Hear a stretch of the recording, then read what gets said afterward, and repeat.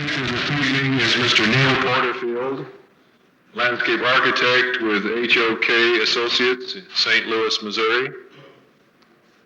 The topic of his lecture this evening is The American Landscape, A Question of Survival. Mr. Porterfield is president of HOK Associates. His education is from Penn State University in landscape architecture and the University of Pennsylvania, a Master of Landscape Architecture. He has registration in numerous states, Michigan, Ohio, Kentucky, Pennsylvania. Is a member of the American Society of Landscape Architects. He's also a member of the Board of Landscape Architecture Accreditation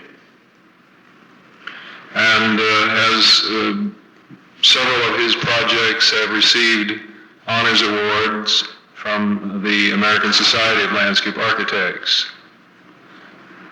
I'd like to introduce Mr. Neil Porterfield.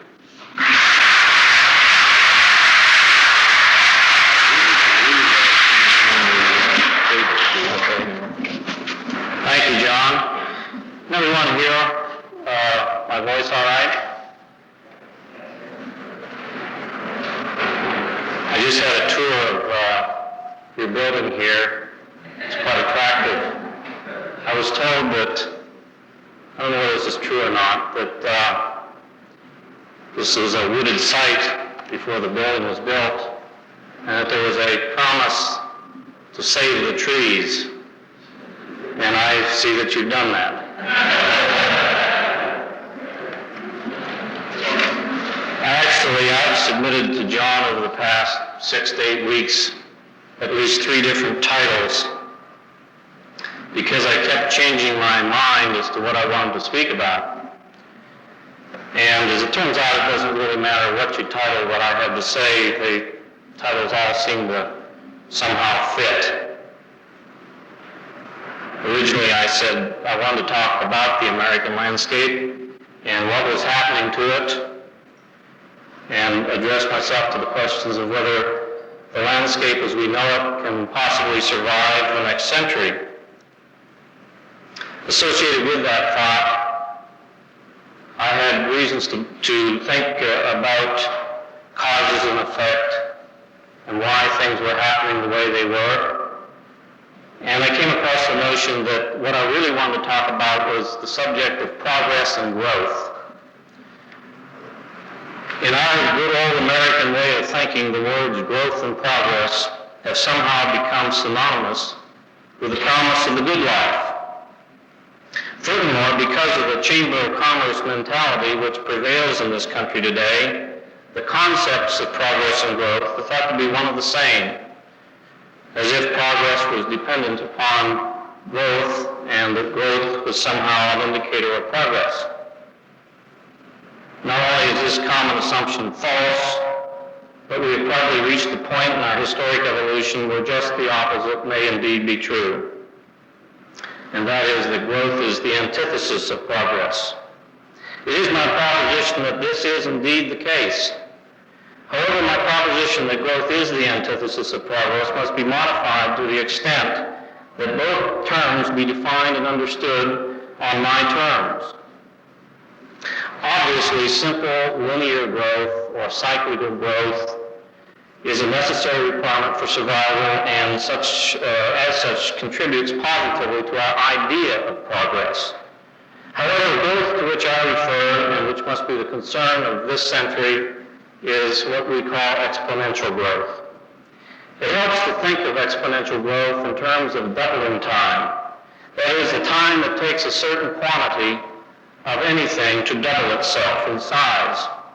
For instance, the present growth rate of the population in the world today is just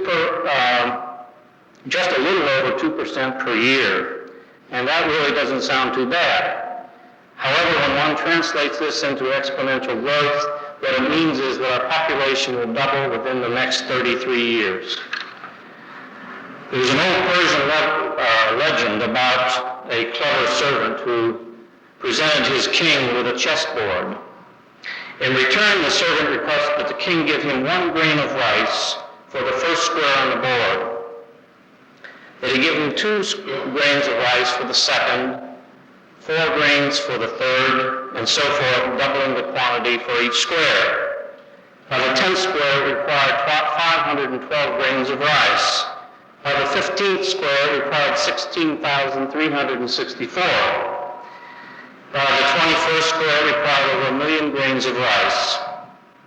To make a long story short, the total supply of the king's rice was exhausted before they reached the 64th square. Such exponential growth is common process in biological, financial, and many other systems of the world. There's another story which I think may be more appropriate for us this evening, which illustrates exponential growth, the suddenness with which it approaches a fixed limit. It is a riddle that goes something like this. Suppose you have a pond in which there is a single lily growing. The lily plant doubles its size each day. And if this lily was allowed to grow without any retardation and without being unchecked, it would completely cover your little pond in 30 days, choking off all other life that might exist in that pond. As you watch the lily grow, it's not noticeable, and it seems quite small relative to the body of water. And all the way up to the 29th day, of course, on the 29th day, it only covers half of the pond, which means by definition that on the 30th day, it doubles its size and completely cuts off life in that pond. The notion in that story is that you only have 1 day to make a decision to radically stop exponential growth. And of course, the last day may be too late. Now that I've defined growth, we can easily separate it from the common term used by the Chamber of Commerce across the country, and that term is progress. Progress is often used along with growth as if growth and progress were synonymous and mutually supportive phenomena. Progress does not, as we will see, depend upon growth, and growth is by no means an indication of progress. It is interesting to note that progress, as we think of it today, is not even in the vocabulary of philosophers or in the psyche of man until after the Middle Ages. In the Middle Ages, the thought and practice were really imprisoned in a vicious circle, and we had no concept of change. And of course, without a concept of change, we didn't have any notion of what progress was, and we didn't have a concept of progress.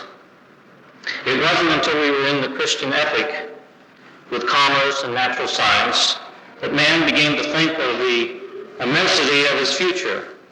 It was not until then that we became fully aware of ourselves as the roles and our role as makers of our own destination.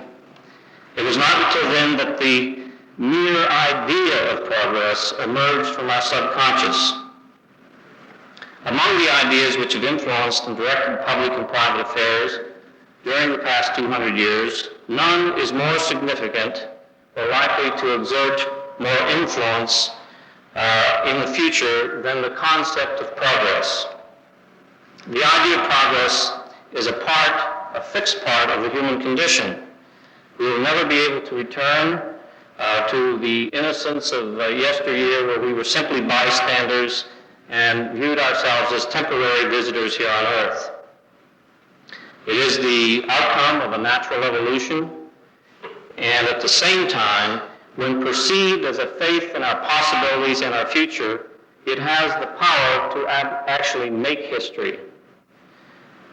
I say that only because progress is not a measurable thing, and its greatest positive attribute is in its power as an attitude, an idea. Indeed, progress is the underlying reason for all things that we do.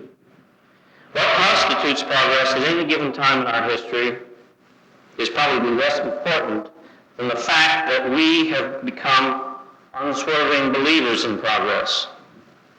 And the world is largely ruled and directed by ideas, both true and false. For example, when Jefferson wrote, "All men are created equal," He was putting forth an idea that was not in accord with historical fact. Nevertheless, Jefferson's idea wielded a tremendous influence over the Western world, and the equality of all men has become a reality to the extent that all people are equal under the law. The reason I wish to address the issues of growth and progress is that there are still too many who insist that growth is progress. In examining just what growth is and what progress is, we are able to discern distinct possibilities that growth is the antithesis of progress.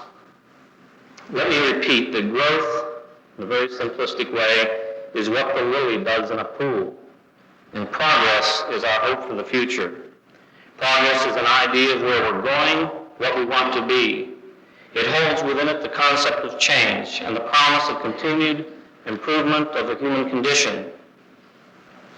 The only real connection between growth and progress is that growth may indeed make impossible any reasonable concept of progress. Now, it could be said that I'm being quite unfair to infer that growth must be exponential. That is, it must be, by definition, uncontrolled and explosive. But we have no choice but to consider the growth in these terms. And the reason I say that is I can't see anyone, certainly not the powers to be in this country, who is willing or even desires to prune back the water lily, so to speak.